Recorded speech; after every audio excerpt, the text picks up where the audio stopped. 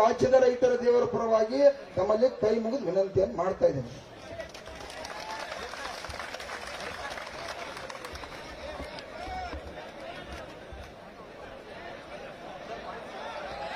ಗೋಪಾಲನ ಒಂದು ಕುರ್ಚಿ ಹಾಕಿ ಅಧ್ಯಕ್ಷರಿ ಬಾಜು ಕಲಿ ಕುರ್ಚಿ ಹಾಕಿ ಏನ್ ಹೇಳಿಕ್ ನಿಮಗೆ ಏನ್ ಮಾಡ್ರಿ ಕುರ್ಚಿ ಹಾಕ್ರಿ. ಕೇಳ್ರಿ, ನಾನು ನಿಮ್ ಕೈ ಮುಗಿದು ಕಾಲ್ ಬೀಳ್ತಾನ. ಅವ್ರ ಕಾನೂನು ಸಚಿವರದಾರ,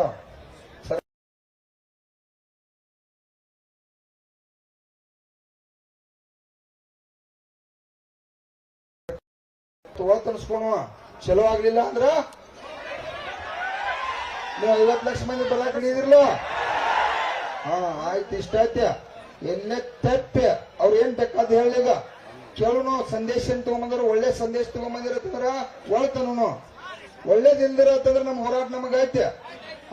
ಕಾರ್ಖಾನೆಯವರ ಏನ್ ಅವ್ರದ್ದು ಕಾರ್ಖಾನೆ ಅವ್ರದ್ದು ಹೇಳೆ, ಸರ್ಕಾರದನು ಹೇಳೆ. ಸರ್ಕಾರದ ಬೇಕಾದ್ರೆ ಒಂದು ಲೇಟ್ ಮಾಡಿ ಹೇಳವ್ರು. ಯಾಕಾರ ಅದು ಅವ್ರು ಯಾವ ರೀತಿ ಬಂದಾರ ಏನೈತೆ ನಮಗ್ ಪಕ್ಕ ಗೊತ್ತಿಲ್ಲ. ಅವ್ರು ಬಂದಾರ ನಂತರ ಗೌರವಿಸಬೇಕಾದ ಸರ್ಕಾರದ ಮುಖ್ಯಮಂತ್ರಿ ಅವ್ರು ಕಳಿಸ್ಯಾರ ಅಂದ್ಮಂತ ಅದು ನಮ್ಮ ಜವಾಬ್ದಾರಿ ಐತಿ.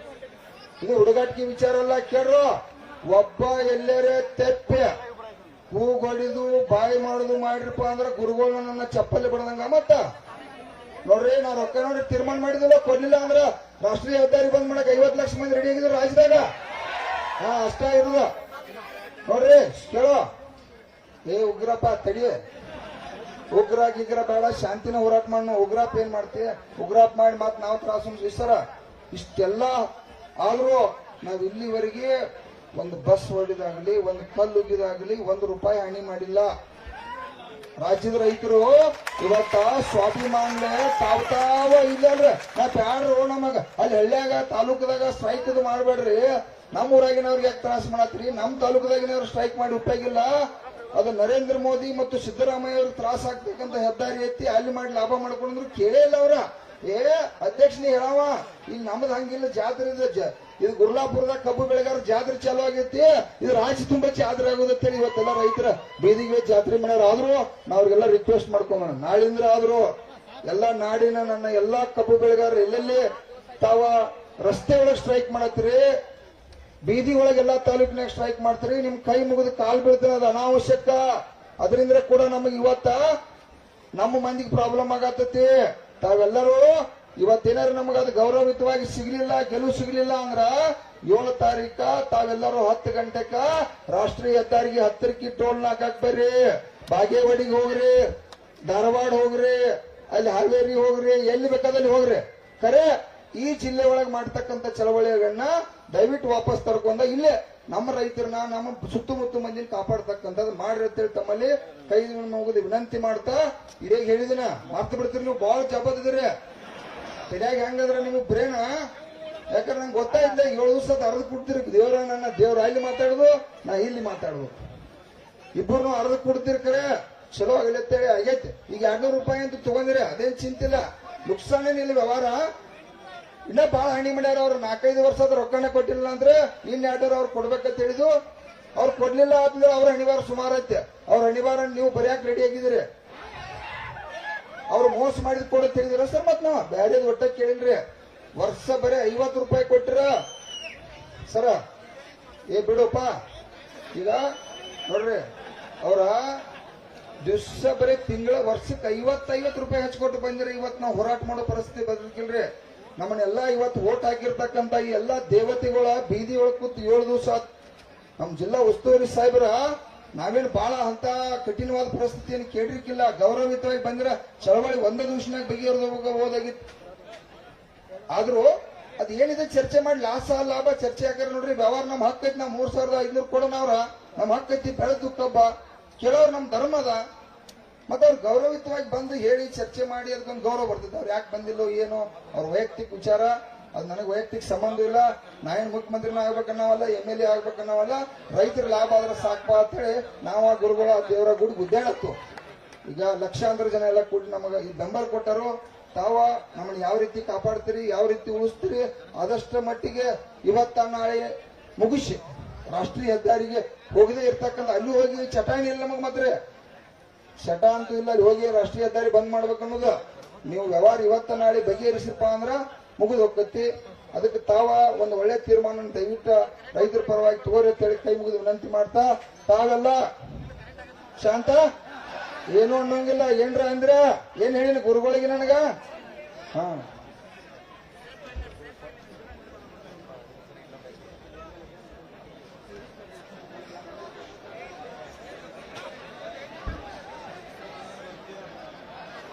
ಈಗಾಗಲೇ ನಿಮ್ಮನ್ನ ಉದ್ದೇಶಿಸಿ ಸುಮಾರು 45 ನಿಮಿಷ ಮಾತನಾಡಿರ್ತಕ್ಕಂಥ ಚಿನ್ನಪ್ಪ ಪೂಜಾರವ್ರೆ,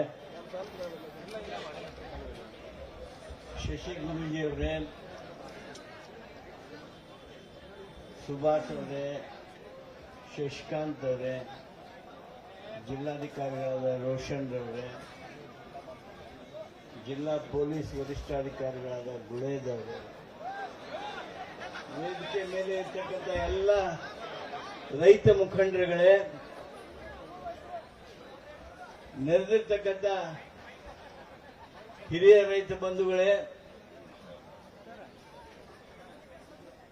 ಮಹಾರಾಷ್ಟ್ರದ ರೈತ ಸಂಘದವರು ಬಂದಿದ್ದಾರಂತೆ, ಅವ್ರಿಗೂ ಸಹಿತ ಗೌರವದಿಂದ ಬೋಧಿಸ್ತಾ ನೆರೆದಿರ್ತಕ್ಕಂಥ ಎಲ್ಲ ರೈತ ಬಂಧುಗಳೇ, ಗೆಳೆಯರೇ, ಒಂದ ವಿಷಯ ಐತಿ ಅನ್ನೋಂಗ್ ಹೊರಗೆ ಕಾಣ್ತೈತಿ. ಕಬ್ಬಿನ ಬೆಲೆ ಒಂದು ಇಷ್ಟಿದ್ ಬರ್ಲಿ, ಇಷ್ಟ ಆದ್ರೆ ಮುಗಿದು ಹೋದ್ದು, ಏನೂ ಇಲ್ಲ ಅಂತೇಳಿ ಹೊರಗ. ಆದ್ರೆ ಇಲ್ಲೇ ನಿಮ್ಮ ರೈತ ಮುಖಂಡರ ಮಾತುಗಳನ್ನ ಕೇಳಿದಾಗ ಸ್ಥಳದಾಗಿಂದ ಮ್ಯಾಲಿನ ಮಠ ವಿಷಯಗಳನ್ನ ಪ್ರಸ್ತಾಪ ಮಾಡಿದರು. ವೇಯಿಂಗ್ ಬ್ರಿಡ್ಜ್ಗಳನ್ನ ಮಾಡೋದಕ್ಕೆ ಸರ್ಕಾರ ನಿರ್ಣಯ ಮಾಡಿದೆ. ಈಗಾಗಲೇ ಸಚಿವ ಸಂಪುಟದಲ್ಲಿ ನಿರ್ಣಯ ಆಗಿತ್ತು, ಮಾನ್ಯ ಸಿದ್ದರಾಮಯ್ಯನವರು ಘೋಷಣೆ ಮಾಡಿದ್ರು. ಆದರೆ ವಾಸ್ತವಿಕವಾಗಿ ಒಂದೆಲ್ಲೇ ಆಗಿದೆ ಅಥವಾ ಆಗ್ತಾ ಇದೆ, ಉಳಿದದ್ದು ಯಾವ ನಮ್ಮ ಬೆಳಗಾಂ ಜಿಲ್ಲೆಯಲ್ಲಿ ಆಗಿಲ್ಲ ಅನ್ನೋದ್ರ ಬಗ್ಗೆ ಸ್ಪಷ್ಟವಾಗಿ ಹೇಳಿದ್ರು. ಅದ್ರ ಬಗ್ಗೆ ನಿರ್ಣಯ ಆಗ್ಬೇಕು, ಎಷ್ಟು ದಿವಸದಾಗ ಆಗ್ಬೇಕು,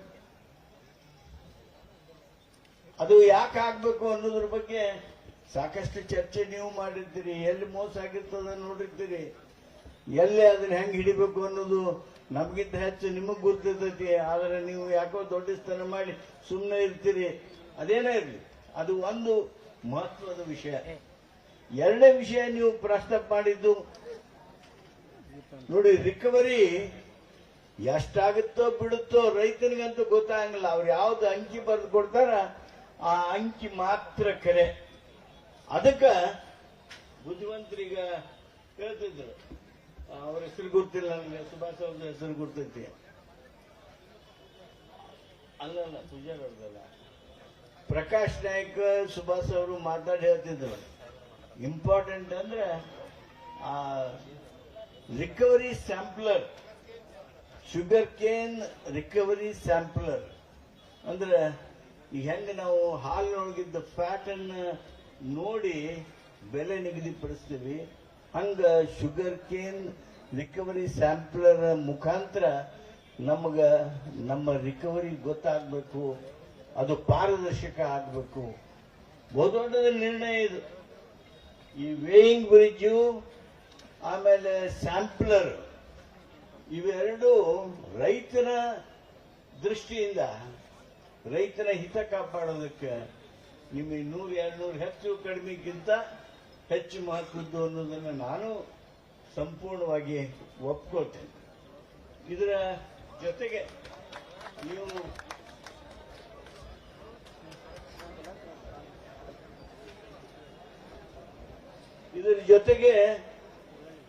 ನೀವು 15 ದಿವಸದೊಳಗೆ ಪೇಮೆಂಟ್ ಆಗ್ಬೇಕು ಅನ್ನೋದನ್ನು ತೆಗೆದ್ರಿ. 15 ದಿವಸದಾಗ ಆಗ್ಬೇಕು, ಅವು ಆಗಲ್ಲ. ಹಣಕಾಸಿಂದ ಬಹಳ ತೊಂದರೆ ಇರುತ್ತೆ, ಬ್ಯಾಂಕ್ನವ್ರು ಕೊಡಲ್ಲ, ಅಲ್ಲಿ ಸಾಲ ಕೊಡಲ್ಲ, ಇಲ್ಲಿ ಸಾಲ ಕೊಡಲ್ಲ. ಅದಕ್ಕೆ ನೀವು ಅದ್ರ ಜೊತೆಗೆ ಸಮಸ್ಯೆ ಜೊತೆಗೆ ಪರಿಹಾರನೂ ಸೂಚಿಸ್ತಾ ಇದ್ದೀರಿ. 15 ದಿವಸ ಪೇಮೆಂಟ್ ಆಗ್ಲಿಲ್ಲ ಅಂದ್ರೆ ನಮಗ್ ಬಡ್ಡಿ ಹಾಕಿ ಕೊಡ್ರಿ. ಅವ ಬ್ಯಾಂಕ್ನಾಗ ಯಾವಾಗ ನಿಮಗ್ ಕೊಡ್ತಾನ ಅಥವಾ ನಿಮಗೆ ಎಲ್ಲಿಂದ ಹಣ ಬರ್ತೈತಿ, ಅದು ಬಂದಾಗ ಬಡ್ಡಿ ಹಾಕಿ ಕೊಡ್ರಿ. ಇದೊಂದು ಸೊಲ್ಯೂಷನ್ ನೀವೇ ಹೇಳ್ತೀರಿ. ಶುಗರ್ ಕೇನ್ ಕಮಿಷನರೇಟ್ ಅದು ಬೆಳಗಾವಕ್ಕೆ ಆಗ್ಬೇಕಾಗಿತ್ತು. ಈಗಾಗಲೇ ನೀವು ಮಾಡಿರ್ತಕ್ಕಂಥ ವಿನಂತಿಗಳು, ಚರ್ಚೆಗಳು ಮಾಧ್ಯಮದ ಮುಖಾಂತರ ನೋಡಿದ್ದು. ಮಾನ್ಯ DC ಅವರು ಸುಮಾರು 1 ಗಂಟೆಗಳ ಕಾಲ ಅವರು ಹಾಗೂ SP ಗುಳೇದವರು ನನಗೆ ನಿಮ್ಮ ಪ್ಲಸ್ ಪಾಯಿಂಟ್ ಯಾವ್ಯಾವ ನೋಡಿ ಮಾಡಬೇಕು, ಹೆಂಗಾಗಬೇಕು, ಏನಾಗಬೇಕು ಅನ್ನೋದ್ರ ಬಗ್ಗೆ ತಮ್ಮ ಒತ್ತಡವನ್ನ ಹೇಳೋದಲ್ಲದೆ ಹಲವಾರು ಮಾಹಿತಿಗಳನ್ನ, ಮಾರ್ಗದರ್ಶನವನ್ನ ಕೊಟ್ಟಿದ್ದಾರೆ. ಈ ಶುಗರ್ ಕೇನ್ ಕಮಿಷನರೇಟ್ ಅನ್ನ ವಾಪಸ್ ಅದು ಇಲ್ಲಿ ಸ್ಥಾಪನೆ ಆಗೋದಕ್ಕೆ ಅದನ್ನ ಬರೀ 4 ಮಂದಿನ ಇಟ್ಕೊಂಡು ಮಾಡಿದ್ರೆ ಸಾಲದು.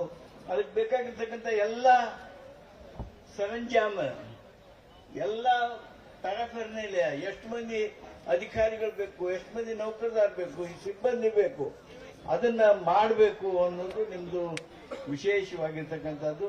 ಅದರ ಜೊತೆಗೆ ಶುಗರ್ ಕೇನ್ ಕಮಿಷನರ್ನ ಟ್ರಾನ್ಸ್ಫರ್ ಮಾಡಿಬಿಟ್ಟಿದ್ದಾರೆ.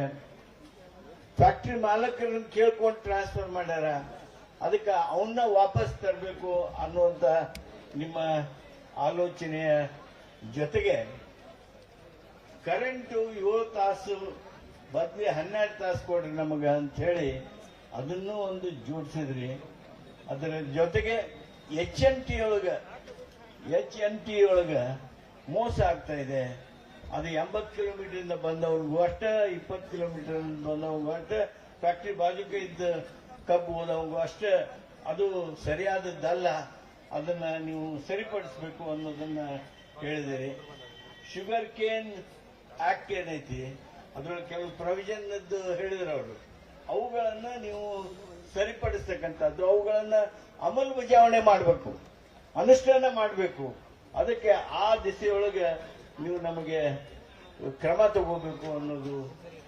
ಅದ್ರ ಜೊತೆಗೆ ಮೊದಲೆಲ್ಲ ಹೇಳಿದ ಹಾಗೆ 3,000 ರೂಪಾಯಿ ಇದ್ದದನ್ನ 3,200 ರೂಪಾಯಿ ಮಾನ್ಯ ಜಿಲ್ಲಾಧಿಕಾರಿಗಳು, ಜಿಲ್ಲಾ ಉಸ್ತುವಾರಿ ಸಚಿವರು, ಹಲವಾರು ಕಾರ್ಖಾನೆಯವರು ಮಾತಾಡಿ ಅವರಿಗೆ ಜಿಲ್ಲಾಧಿಕಾರಿಗಳು ಸಾಕಷ್ಟು ಏನ್ ತಾವು ಹೇಳಬೇಕಾಗಿತ್ತು ಹೇಳಿ 3,200ವರೆಗೆ ಅದು ಬಂದು ಒಂದ್ ಕಡೆ ನಿಂತದು. ಅದನ್ನ ಅವರು ಡಿಸ್ಪ್ಯೂಟ್ ಮಾಡ್ತಾರೆ, ಯಾಕಂದ್ರೆ ರಿಕವರಿ ಇಲ್ಲ. 11.5 ಇದ್ರೆ ನಾವು 3,200 ಕೊಡ್ಬೋದು, ಅದು 10 ಇದ್ರೆ ಹೆಂಗ್ ಕೊಡೋದು ಅಂತ ಡಿಸ್ಪ್ಯೂಟ್ ಇರ್ಬೋದು. ಅದಿರ್ಲಿ, ರಿಕವರಿ ಬೇಸ್ಡ್ ರೇಟ್ ಕೊಡ್ಬೇಕು ಅಂತಾರೆ. ನೀವು ರಿಕವರಿ ಒಳಗ ಮೋಸ ಆಗುತ್ತೆ ಅಂತ ಹೇಳ್ತೀರಿ. ಅದು ಯಾವ್ದಾದ್ರು ಒಂದು ಸತ್ಯ ಇರಲೇಬೇಕು.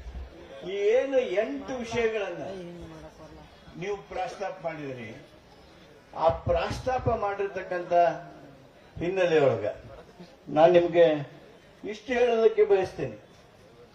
ಸನ್ಮಾನ್ಯ ಮುಖ್ಯಮಂತ್ರಿಗಳು ಸಿದ್ದರಾಮಯ್ಯನವರು ನನಗೆ ಫೋನ್ ಮಾಡಿ, ಪಾಟೀಲ್ ರೈತರು ಅಲ್ಲಿ ಹೋರಾಟದೊಳಗೆ ತೊಡಗಿದ್ದಾರೆ, ಕಬ್ಬು ಬೆಳೆಗಾರರು, ಇವ್ರು ಯಾರು ರಾಜಕೀಯವಾಗಿ ಹೋರಾಟ ಮಾಡ್ತಕ್ಕಂಥವ್ರು ಅನ್ನೋದನ್ನ ಯಾರು ಇಲ್ಲಿವರೆಗೆ ತಪ್ಪಿ ಸಹಿತ ಹೇಳಕ್ ಹೋಗಿಲ್ಲ. ಯಾಕಂದ್ರೆ ರಾಜಕೀಯೇತರವಾಗಿ ತಾವು ರೈತರ ಕಲ್ಯಾಣಕ್ಕಾಗಿ, ನಿಮ್ಮ ನೋವಿಗಾಗಿ ನೀವು ಈ ಹೋರಾಟವನ್ನು ಪ್ರಾರಂಭ ಮಾಡಿದ್ದೀರಿ. ನಿಮ್ಮ ಹೋರಾಟದ ಈ ಸಂದರ್ಭದೊಳಗೆ ರಾಜ್ಯ ಸರ್ಕಾರದ ಪರವಾಗಿ ಪಾಟೀಲ್ರ ನೀವು ಹೋಗ್ಬೇಕು. ಹೋಗಿ ಆ ರೈತರನ್ನ ಭೇಟಿಯಾಗ್ರಿ, ರೈತ ನಾಯಕರನ್ನ ಭೇಟಿಯಾಗ್ರಿ, ಅವ್ರ ಜೊತೆಗೆ ಮಾತನಾಡ್ರಿ, ಚರ್ಚೆ ಮಾಡ್ರಿ. ಅಲ್ಲೇ ನೀವೇ ಕುತ್ಕೊಂಡು ಬಗೆಹರಿಸೋ ಸಾಧ್ಯ ಇದ್ರೆ ಅಲ್ಲೇ ಕೂತ್ಕೊಂಡು ಬಗೆಹರಿಸ್ರಿ ಅನ್ನುವಷ್ಟರ ಮಟ್ಟಿಗೆ ನನಗೆ ಅವರು ಸೂಚನೆ ಕೊಟ್ಟು ಇಲ್ಲಿ ಕಳಿಸಿದ್ರು. ಇಲ್ಲಿ ಬಂದ ಮೇಲೆ ನಿಮ್ಮೆಲ್ಲ ಆಲೋಚನೆಗಳನ್ನ ನೋಡಿದಾಗ, ಯಾಕಂದ್ರೆ ನಿಮ್ದು ಬರೀ ರೇಟಿಂಗ್ ಮಾತ್ರ ಇಲ್ಲ, ಅಲ್ಲೊಂದು 3,200 ಆಗಿತ್ತು, 3,100 ಆಗಿತ್ತು, 10 ರೂಪಾಯಿ 50 ರೂಪಾಯಿ ಹೆಚ್ಚರಾಗ್ಲಿ ಕಡಿಮೆರಾಗ್ಲಿ, ಇದಕ್ಕೊಬ್ರಿ ಅದಕ್ಕೊಬ್ರಿ ಅಂತೇಳಿ ಚರ್ಚೆ ಮಾಡಿ ಮುಗಿಸುವ ವಿಷಯ ಇದಾಗಿಲ್ಲ. ಆದ್ರೆ ಒಂದು ಮಾತು ಚಿನ್ನಪ್ಪ ಪೂಜಾರಿ ಅವ್ರು ಹೇಳಿದ್ರು. ಏನ್ ಹೇಳಿದ್ರು? 1 ದಿವಸ 2 ದಿವಸದಾಗ, ಅಂದ್ರೆ ಸರ್ಕಾರದಾಗ ಒಮ್ಮೊಮ್ಮೆ ಒಂದು 15 ದಿವಸ ಟೈಮ್ ಕೊಟ್ಟಿರ್ತೀವಿ ನಾವು. 15 ದಿವಸ ಆದ್ಮೇಲೆ ಇಲ್ಲ ನೀವರ ನನ್ನ ಪಾರಿರ್ತೀರಿ, ಇಲ್ಲ ನಾವರ ನನ್ನ ಪಾರಿರ್ತೀವಿ. ಹಂಗಾಗಿ ಅವಂಗ ಮುಂದೆ ಹೋಗ್ಕೊಂತ ಹೋಗ್ತಿರ್ತಾವ.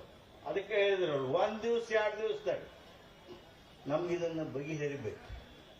ನಾನು ಪೂರ್ಣ ಹೋಗ್ತೇನೆ, ಅದಕ್ಕೆ ಪೂರ್ಣ ಸಹಮತಿ ಐತಿ. 1 ದಿವಸ 2 ದಿವಸ ನಾನು ಈಗೇನೇ 8 ವಿಷಯಗಳನ್ನು ಮಾಡಿದ್ರಿ, 8 ವಿಷಯಗಳ ಪ್ಯಾಕೇಜ್ ನಿಮ್ದು. ನಿಮ್ಮ ಡಿಮಾಂಡು 8 ಅಂಶಗಳು, ಒಂದು ಅಂಶ ಅಲ್ಲ, ಈ 8 ಅಂಶಗಳ ಬಗ್ಗೆ ಇದು ಒಬ್ಬರ ನಿರ್ಣಯ ತಗೊಳ್ಳುವಂತಹದ್ದಂತೂ ಅಲ್ಲ. ಬರೇ ಮುಖ್ಯಮಂತ್ರಿಗಳ ಹತ್ರ ಹೋಗಿ ನೀವು ನಾಳೆ ಮುಂಜಾನೆ ಮಾತಾಡಿ ನಮಗೆ ತಿರುಗಿ ಹೇಳ್ರಿ ಅಂತಂದ್ರೆ ಅದು ಆಗುದಲ್ಲ. ಮಾನ್ಯ ಮುಖ್ಯಮಂತ್ರಿಗಳು ನಿಮ್ಮ ಜೊತೆಗೆ ಮಾತಾಡ್ಬೇಕು. ನಿಮ್ಮ ಜೊತೆಗೆ ಮಾತಾಡಿ ನಿಮಗೆ ನೇರವಾಗಿ ಏನು ನಿಮ್ಮ ಕಬ್ಬಿಗೆ ಬೆಲೆ ಕೊಡ್ಬೇಕಾಗಿರ್ತಕ್ಕಂಥ ಕಾರ್ಖಾನೆಯವರು ಅದಾರಲ್ಲ ಅವ್ರ ಜೊತೆಗೆ ಮಾತಾಡಬೇಕು. ಅಷ್ಟೇ ಅಲ್ಲ, FRP, MSP, ಶುಗರ್ ರೇಟು, ಇದರ ಸಲುವಾಗಿ ನಾವು ಕೇಂದ್ರ ಸರ್ಕಾರಕ್ಕೆ ಏನ್ ಮಾಡ್ತೇವೆ ರಾಜ್ಯ ಸರ್ಕಾರವಾಗಿ ಆ ನಿರ್ಣಯನ ನಾವು ಮಾಡಬೇಕು. ಅದರ ಜೊತೆಗೇನೆ ಹಲವಾರು ಕಾನೂನುಗಳನ್ನು ಅನುಷ್ಠಾನ ಮಾಡೋದು ಹೇಳಿದ್ರಿ, ಕಮಿಷನರೇಟ್ ಅನ್ನ ಸ್ಟ್ರೆಂಥನ್ ಮಾಡೋದು ಹೇಳಿದ್ರಿ. ಈ 8 ಅಂಶಗಳ ಬಗ್ಗೆ ನಾನು ನಿಮಗೆ ಒಂದು ಭರವಸೆಯನ್ನ ಕೊಡ್ತೀನಿ.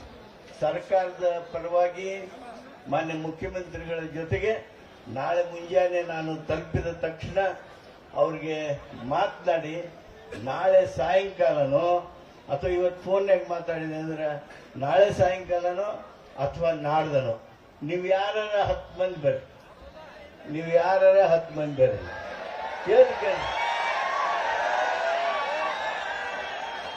ನೀವು ಯಾರ 10 ಮಂದಿ ಬರ್ರಿ, ಇಲ್ಲ 20 ಮಂದಿ ಬರ್ರಿ.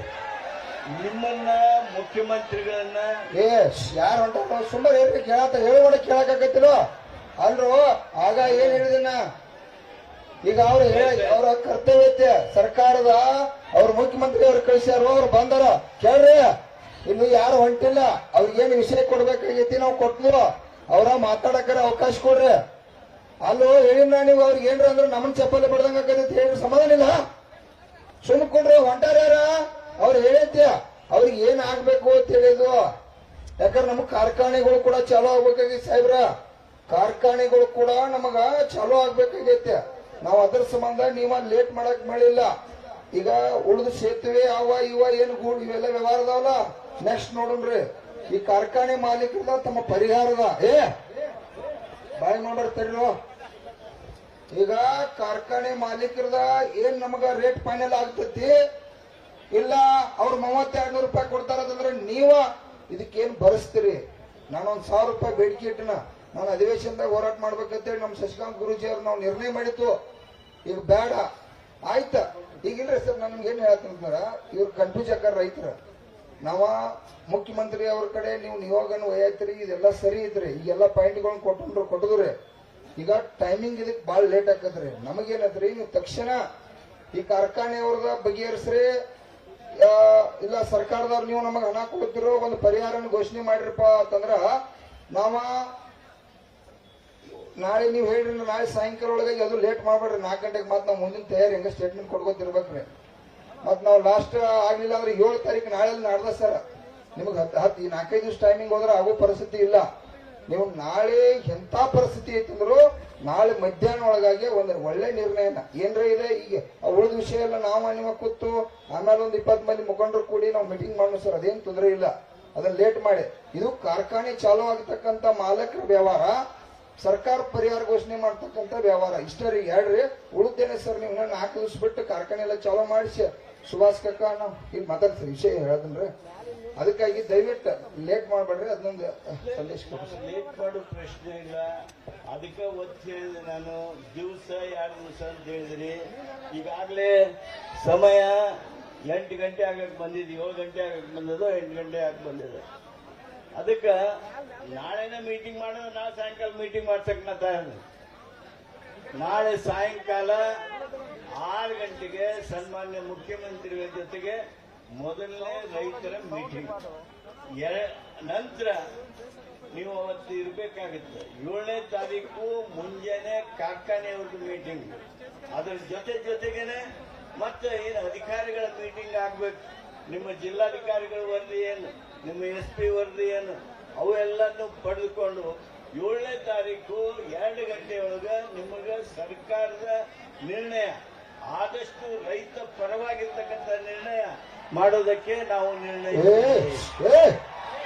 6ನೇ ತಾರೀಕು ಅಂದ್ರೆ ನಾಳೆ, 7ನೇ ತಾರೀಕು ನಾಡಿದ್ದು 2 ಗಂಟೆ ಒಳಗ ನಿಮಗೇನು ನಿರ್ಣಯ ನಾವು ಸರ್ಕಾರದವರು ಕೊಡೋದಕ್ಕೆ ಸಾಧ್ಯ, ನಾವು ಸರ್ಕಾರದವರು ಹೇಗೆ ರೈತರ ಜೊತೆಗೆ ರೈತರ ಬೆನ್ನ ಹಿಂದೆ ನಿಲ್ಲೋದಕ್ಕೆ ಬರ್ತೇವೆ ಅನ್ನೋದ್ರ ಬಗ್ಗೆ ನಿಮಗೆ ಸಂಪೂರ್ಣವಾಗಿ ನಮ್ಮ ನಿರ್ಣಯವನ್ನ ಕೊಡ್ತೀವಿ. ಅದಕ್ಕೆ ನೀವು ಎಷ್ಟು ಮಂದಿ ಬರ್ತೀರಿ? 10 ಮಂದಿ ಬಂದ್ರೆ 10 ಮಂದಿ, 20 ಮಂದಿ ಬಂದ್ರೆ 20 ಮಂದಿ. ಇಲ್ರಿ ಕೇಳತ್ತಾರ ನೀವು ಯಾರು ಹೊಂಟಿದಾರೋ ಯಾಕೆ ಕೇಳಿದ್ರೆ ಅವ್ರದ ಕರ್ತವ್ಯ ಐತೆ, ಸರ್ಕಾರದ ಕರ್ತವ್ಯ ಅದ.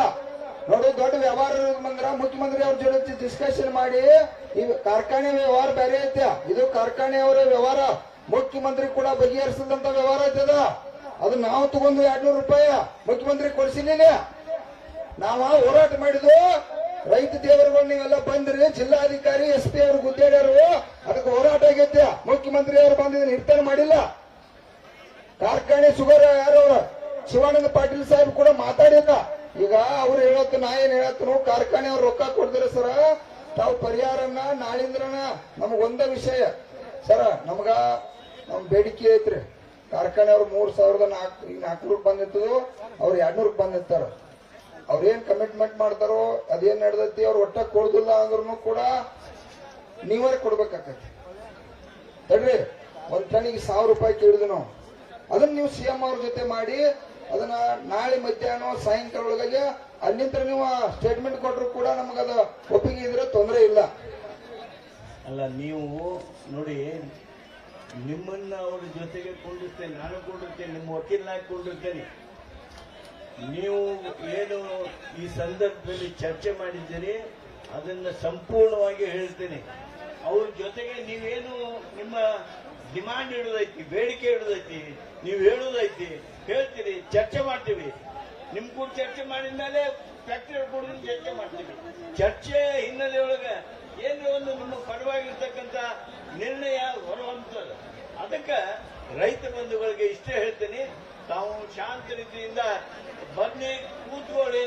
ಮುಖ್ಯಮಂತ್ರಿಗಳು ನಿಮಗೆ ಏನು ಹೇಳ್ತಾರೆ, ಏನ್ ಕೇಳ್ತಾರೆ, ಸರ್ಕಾರ ಏನ್ ಮಾಡ್ತದ ಅನ್ನೋದ್ರ ಬಗ್ಗೆ ಸ್ಪಷ್ಟೀಕರಣವನ್ನ ನಾವು ಕೊಡ್ತೀವಿ. ಅನುಕೂಲ ಆಗುವುದನ್ನ ಮಾಡೋದಕ್ಕೆ ಸರ್ಕಾರ ಏನು ಬಾಯ್ ಮಾಡ್ರಿ ಸಾಹೇಬ್ರ, ಪಾಪ ಅವ್ರ ಕರ್ತವ್ಯ ಏನು ಮುಖ್ಯಮಂತ್ರಿ ಅವ್ರು ಹೇಳಿ ಕಳಿಸ್ಯಾರೋ ಅದ್ರ ಪ್ರಕಾರ ಅವ್ರ ಜವಾಬ್ದಾರಿ ಮಾತಾಡತ್ತಾರ. ನಾನೇನ್ ಹೇಳ್ತೇನೆ ಸರ, ಈಗ ವಿಠಲ್ ಅರಬಾಮಿ ಅನ್ನುವಂತ 2,000 ತಡ್ಯಾಕ್ರಿ, ಮೈಸನ ತಡಿ, ಯಾರು ಬಾಯ್ ಮಾಡ್ಬೇಡ್ರಿ. ಈಗ ನಾವ್ ಯಾರು ಹೊಂಟಿಲ್ಲ, ನಾನು ಹೋಗ್ಬೇಕಂದ್ರೆ ನಿಮ್ನೆಲ್ಲಾ ವಿಶ್ವಾಸ ತಗೊಂಡ ನಮ್ಮ ಎಲ್ಲಾ ಕಬ್ಬು ಬೆಳೆಗಾರ 1,000 ಟನ್ ಬೆಳಿತಕ್ಕಂಥವ್ರು ನಾಳೆ ಬೆಳಿಗ್ಗೆ ಮುಂಜಾನೆ ಮತ್ತೆ 10 ಗಂಟೆಕ 1,000 ಮಂದಿ ಕೂಡ ಲೀಡರ್ಗಳ ನಿರ್ಣಯ ಮಾಡಿ ಹೋಗುದಪ್ಪ ಅಂದ್ರೆ ಹೋಗುದ, ಇಲ್ಲ ಅಂದ್ರೆ ನಿಮ್ ಜೋಡಿ ಜಾತ್ರೆ ಚಾಲು ಅಂದ್ರೆ ಚಾಲು, ಯಾರು ಚಿಂತೆ ಮಾಡ್ಬೇಕಾಗಿಲ್ಲ. ಅದಕ್ಕೆ ನಂದೇನ್ ಸರ, ಕಾರ್ಖಾನೆಯವರ ನಾವು 3,200 ರೂಪಾಯಿ ಚಿಕ್ಕ ಕೊಡಕ್ ಆಗುದಿಲ್ಲ, ಕೊಡ್ತಾರೋ ಅದು ವಿಷಯ ಕಟಾಪ್ ಬಂದಿರ್ತೈತಿ.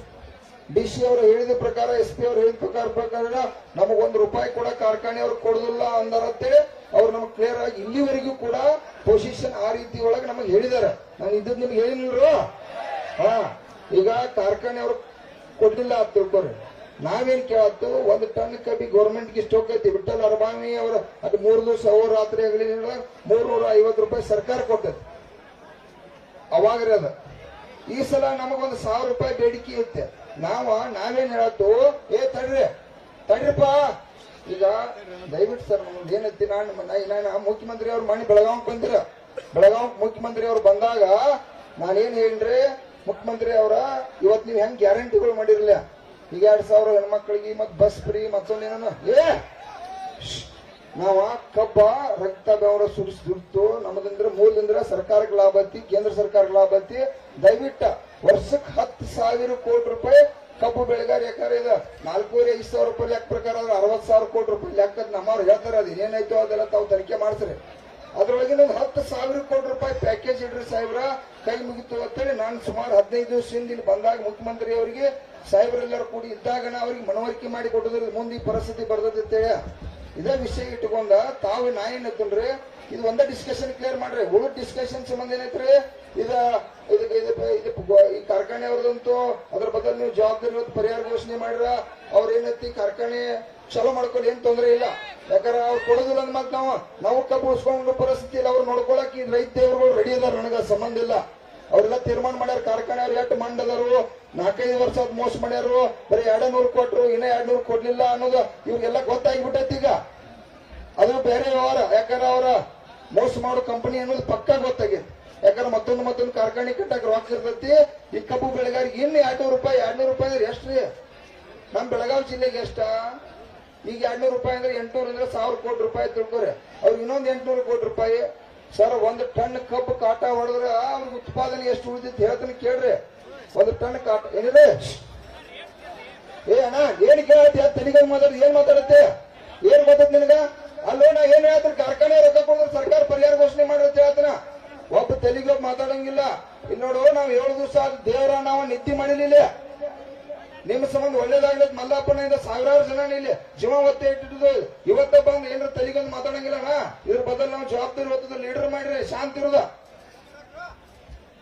ಅದಕ್ಕೆ ಸರ ದಯವಿಟ್ಟ 1 ಟನ್ ಕಬ್ಬ ಕಾಟ ಹೊಡೆದ್ರೆ ತಿಳ್ಕೊರಿ, ಸಕ್ರಿದೊಂದು 5,000 ರೂಪಾಯಿ. ನಮಗ್ ಕೊಡ್ತಕ್ಕಂತ ಕಾರ್ಖಾನೆ ಬಿಲ್ ಒಂದು 3,500 ರೂಪಾಯಿ. ಮತ್ತ ನಿಮಗ್ ಹೋಗ್ತಕ್ಕಂತ ತೆರಿಗೆ ಹೇಳಿದಾಗ ಸ್ಪಿರಿಟ್ ತುಡುಗರ್ಲ ಅಲ್ಲಿ ಒಂದು 4,500 ರೂಪಾಯಿ. ಮತ್ತೆ ಸಿಪ್ಪಿ ಅದೇನ್ ಟ್ಯಾಕ್ಸ್ ಮತ್ತೊಂದೇನೇನು ಎಲ್ಲಾದ್ರೂ ಕೂಡ ಒಂದು 10-12,000 ರೂಪಾಯಿ 1 ಟನ್ ಕಾಟ ಬಡದ್ರೆ ಉಳ್ಕೊಂಡ್ಬಿಡ್ತಾರ. ಅವ್ರ ವರ್ಷಕ್ಕ 10,000 ಕೃಷಿ ಟನ್ ಇದ್ದ 1 ಟನ್ ಕಾಟ ಹೊಡ್ಕೊತ ಬಂದಾರ್ರಿ. ಅದ್ರೊಳಗೆ ಸಂಶಯ ಇಲ್ಲ. 1 ಟನ್ ಕಾಟ ಹೊಡೆದ್ರಂದ್ರ 10,000 ಕೃಷಿ ದಿವಸ 500 ಟನ್ ಕಾಟ ಹೊಡಿತಾನ್ರಿ.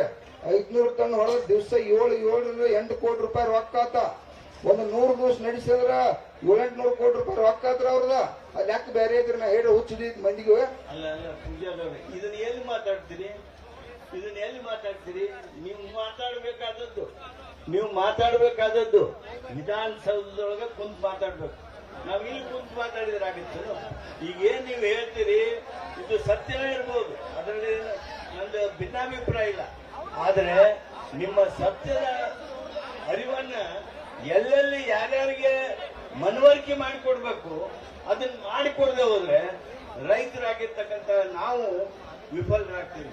ಅದಕ್ಕೆ ತಾವು ವಿಶೇಷವಾಗಿ ಈ ಸಂಘಟನೆ ಏನ್ ಮಾಡಿದಿರಿ, ಈ ನೋವು ನಿಮ್ದೇನಿದೆ, ನಿಮ್ಮ ಪರವಾಗಿರ್ತಕ್ಕಂಥ ನಿಲುವುಗಳೆಲ್ಲವು ಇವು ಯಾವು ಇದು ಸರಿ ಇಲ್ರಿ ಅಂತ ನಾವ್ಯಾರು ಸರ್ಕಾರ ಹೇಳೋದು.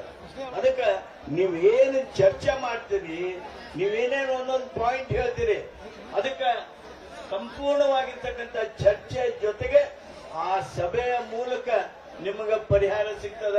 ಅದಕ್ಕೆ ಲೇಟ್ ಮಾಡೋ ಪ್ರಶ್ನೆ ಇಲ್ಲ.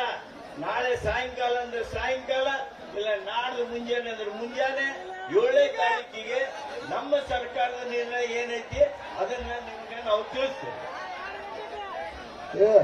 ಅಣ್ಣ, ಈಗ ಕೇಳ್ರಿ, ಮುಖ್ಯಮಂತ್ರಿ ಕಡೆ ನಾವ್ ಯಾರು ಹೊಂಟಿಲ್ಲ, ಗಡಬಡ